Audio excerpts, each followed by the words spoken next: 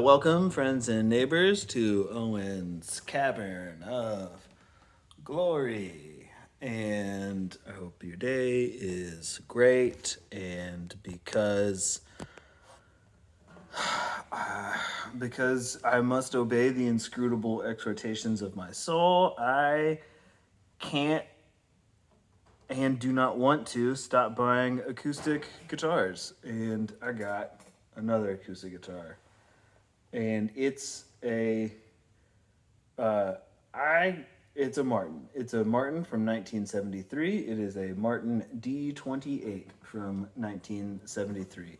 And I will tell you about this guitar and very gently, subtly try and convince you that you should buy it. I'm not going to try and convince you that you should buy it. I'm going to give you all the information that I would want if I was buying the guitar, and should that information match up with the things that you want from a guitar, well then by all means you can buy this one.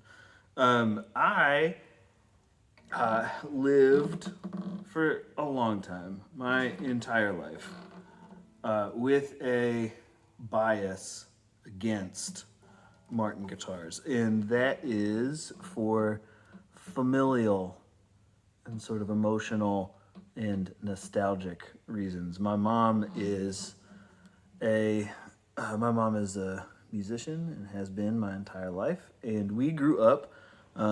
She plays a number of different things, but guitar was like her main instrument in my formative years, and we grew up in a strictly Gibson household. Thank you very much. The first guitar I ever learned how to play a power chord on was a pre-World War II Gibson LOO. Her main guitar of my life has been a 1950 J50. I just know what Gibson sounds like, and that's where my ear went to, because that was all that I was around. But a couple months ago, I bought a 1982 HD28. Because it showed up at a price that was kind of too good to ignore, and playing that Martin was a little bit like listening to Fleetwood Mac after I turned 35, where all of a sudden I just sort of was able to get out of my own way and admit this is popular because of many valid reasons. Most Fleetwood Mac is great. I don't know, is it really great? There's a couple of the things that you know are great are great.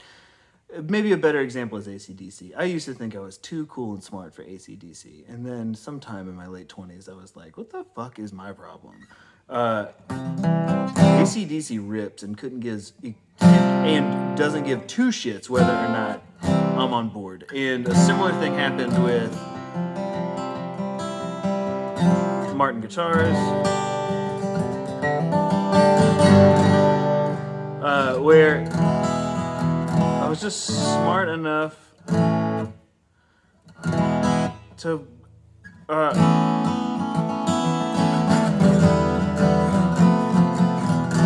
even though I had, and to some extent have, that Gibson bias, I'm like, look, I'm not right, and there's no point in being right.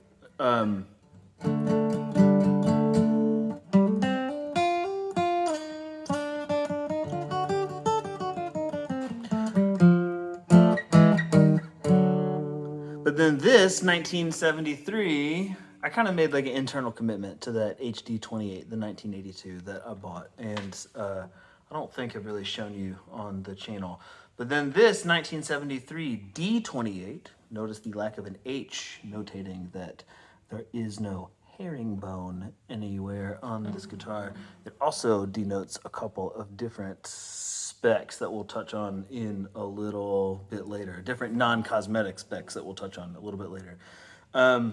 But I mean, playing that HD28 was just a fucking revelation. It was just, holy shit, this guitar is powerful enough to knock me over. This is a big damn deal. So then this 73 D28 popped up locally again at a price that I just kind of couldn't say no to, and I wanted to have a point of comparison against the 82 because the 82 was the first time that I'd ever played a real Martin.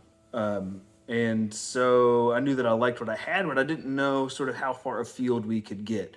And this is a special and a great guitar, but I can't afford to keep both. And I do prefer a couple things about the HD28. I would not say that what I prefer is anything that is demonstrably better than what you see here, but they do play a little bit differently. The HD28 is a grumpy old mule who just, I don't know. It's harder the HD28 is a more difficult to play instrument, but there's something about it is just kind of like, I don't know, it feels like a hot rod in an acoustic guitar or something.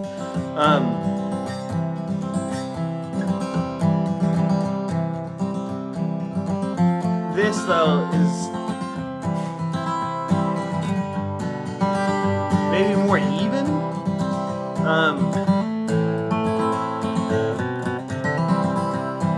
It probably comes across as really bright right now because the strings are like 25 minutes old.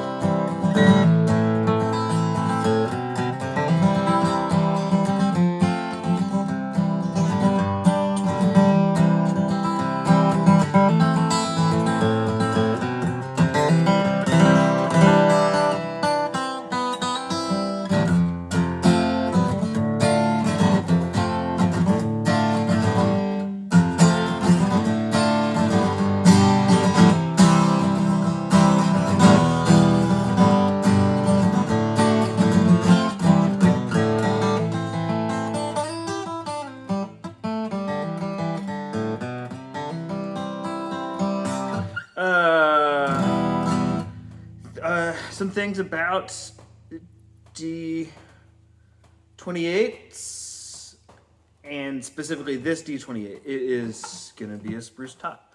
It is going to be Indian rosewood back and sides. It is going to be a mahogany neck.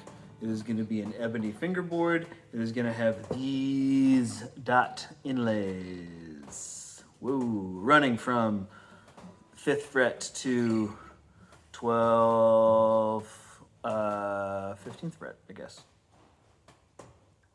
Yes, 5 to 15. The nut is original, but I believe it's had a little bit of work done to it. And we've got what could be a tuner swap over to Grover's. I know that Martin had Grover's on them originally sometime in their line of things, but I can't... give me another year before I am enough of a dork that I have those kind of spec ranges memorized. Because it is earlier than 1984, the truss rod in this guitar is non-adjustable, which is something that was like shocking to me. The bridge is original. It is ebony. The pins are not original. They have been swapped for ebony pins. They would have had ivory plastics originally. The bridge, or the saddle rather, is non-original and was hand compensated. This guitar has 3 professionally dealt with top cracks. No cracks or damage on the sides or the back. Right by the bridge, running, can you see my finger? Yes, running vertically to about here. Actually, yeah, you can see that halfway decently. Starting on the kind of treble side of the bridge, running from the bottom, you see that? And running upwards. And then number 3 is the kind of it comes with the territory pickguard crack right between the bridge and the pickguard. This is, I think it has to be a replacement pickguard. My recollection is that Martin was finishing over the pickguards, which is why these cracks right here are so common, is because as the pickguard would shrink underneath the finish, it would pull up on the wooden, causing a crack. This has no finish on top of it, and I have to surmise that the pickguard was replaced to steady this action.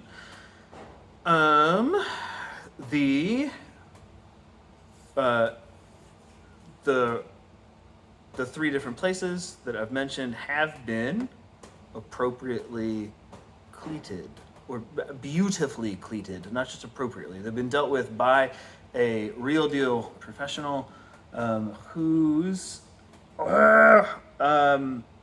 I believe the last name is Hansen. He's a luthier who operates out of Durham, has been a luthier professionally for a number of years, and works with a partner in Durham, and are qualified warranty luthiers for Martin, Taylor, Santa Cruz, and several other highest of the high-end acoustic guitar manufacturers. So the dude is legitimate. And he was the person who's done all the work on this guitar. I did not have him do the work on this guitar. The previous owner from whom I purchased this guitar had all work done by that luthier. That luthier is who I will be seeing for the issues that my 82 has, because his reputation is so stellar, and I want to, there's not a place where I'm trying to save money. I want it done the way it is supposed to be done. This guitar has never had a neck reset, and it does not need a neck reset. The action right this second, the action was like loose and easy when I got the guitar, but I did put a heavier set of strings on there, and it raised the action by maybe like a millimeter, and I would put it as playable for the like strong-handed intermediate player. I know plenty of folks for whom this action would feel like a little bit too much work, but I like the stiffer feel of the strings, and I don't mind working a little bit harder, and I really like the clarity that I get. So I like it, but like any sort of heirloom quality acoustic, you should take the time and expect to need to take the time to set it up to your preferences. I want to get a good shot of just how much saddle height you have. If you don't like the action on this guitar, showing you the saddle height does two things. One, it shows you just how much room you have to lower the saddle and lower the action, and it is a great demonstration of how this guitar does not need a neck reset. You could not have a playable guitar with this much saddle height if a neck reset was needed. Because as the neck angle shifts in degree, you need to lower your saddle to compensate. I understood what I just said. I hope you did. It has not had any electronics added whatsoever. Back and sides are clean and pretty, a little smudged from the finish, but nothing wild. You can't quite see, maybe you can see a little bit of finish checking. You see some kind of striations there. It is all over the top of the finish. There's some light checking, but it doesn't kind of present as a checked guitar. It doesn't really present as a guitar that's had any repairs either, even though it has. You can also look for in the description or in the pictures that are going to be on the reverb listing. I I've got pictures of the cleats from the bottom inside the guitar, and you can see just how neat and tidy and sound they are. And I'm gonna play some more for you.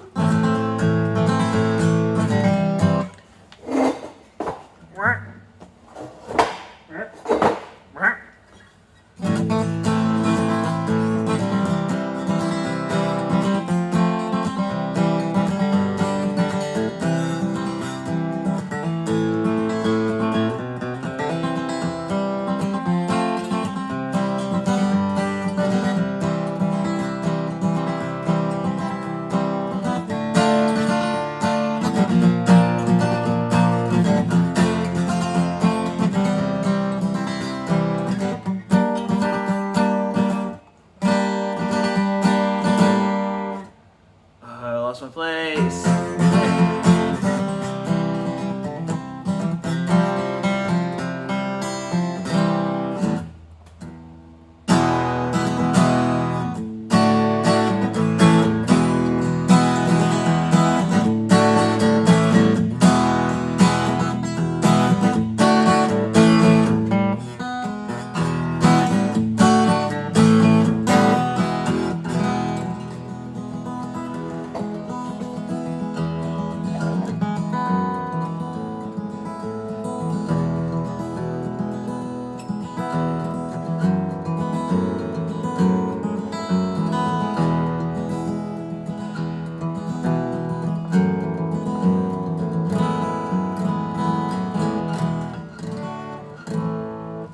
One thing that this guitar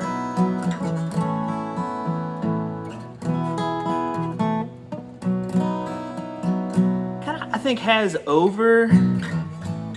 I'm keeping the 82 that I've mentioned because it feels to me like more of a like Canon, like kind of punch you in the face acoustic, and I think I like that.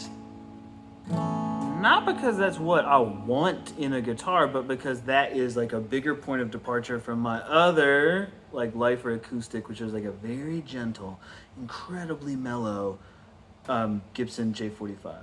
This doesn't sound like a Gibson J45. It doesn't play like a Gibson J45, but it is way closer to just like a mellower guitar. It's less of like punch. It's not as punchy as the 82 that I'm keeping for the difference. So this is like feels like a more flexible guitar, more like multi-use guitar than the one that I'm holding on to. I'm trying to give you some like, you know, kind of like strummy. This one sounds really open during light passages, and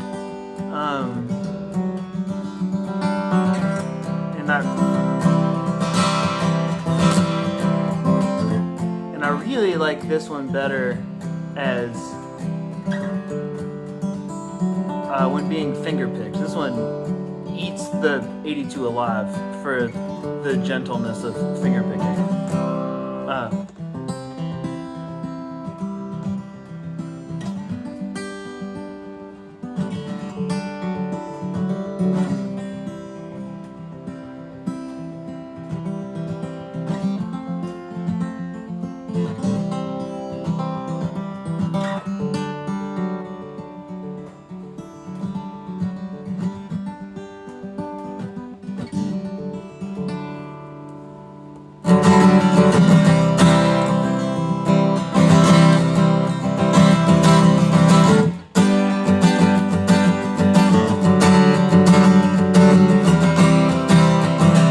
It's not to say that it doesn't have punch and that it can't create like a lot of volume, and that it can't like flat pick.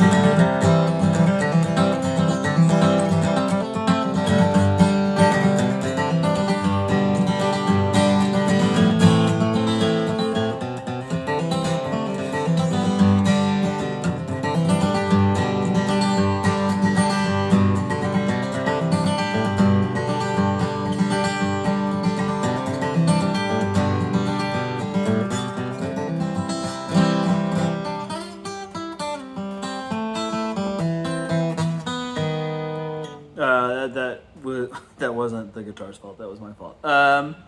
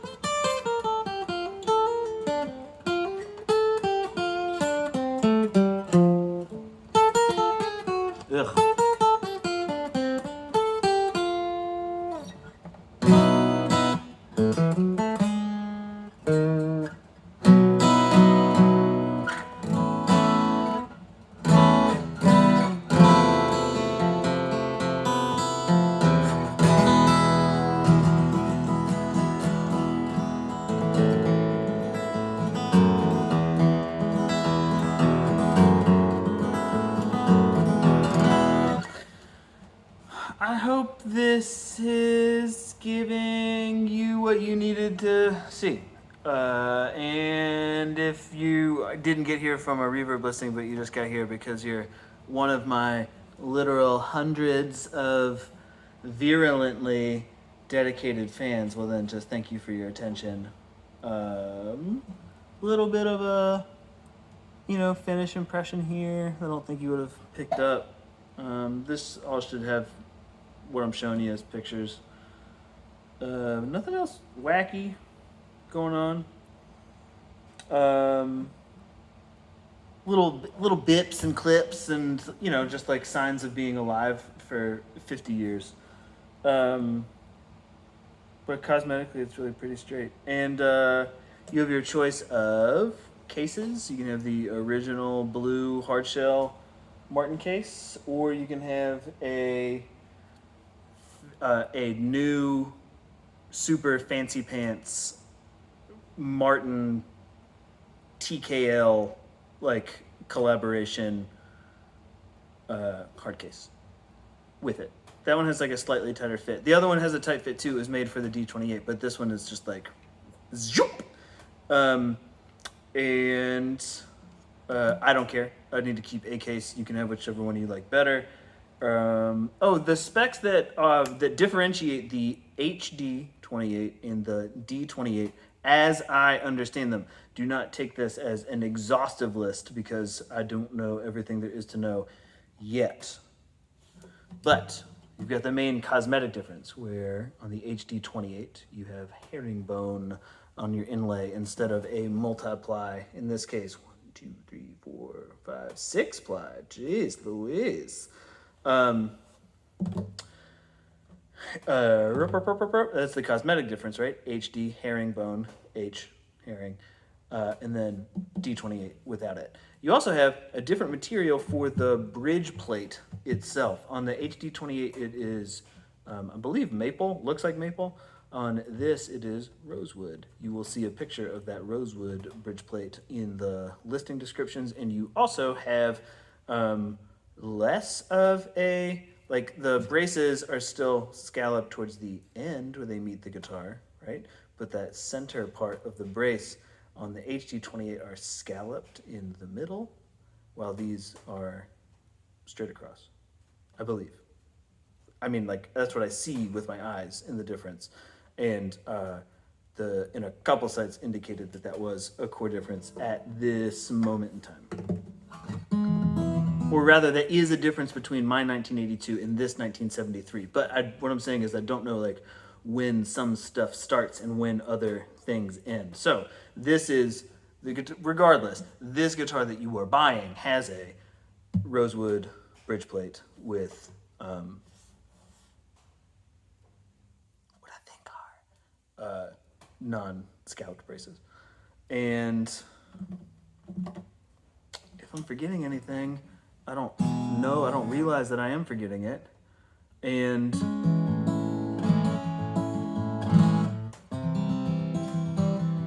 I'll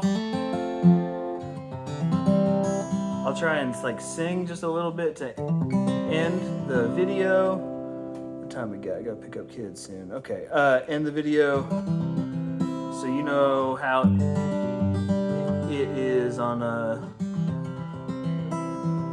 like as an accompanying tool, I guess.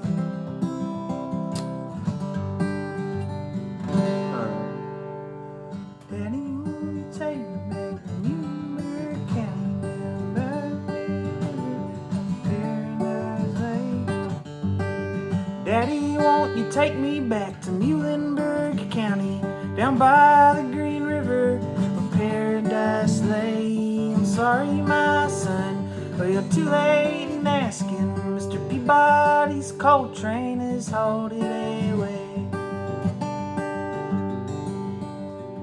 The coal company came with the world's largest shovel.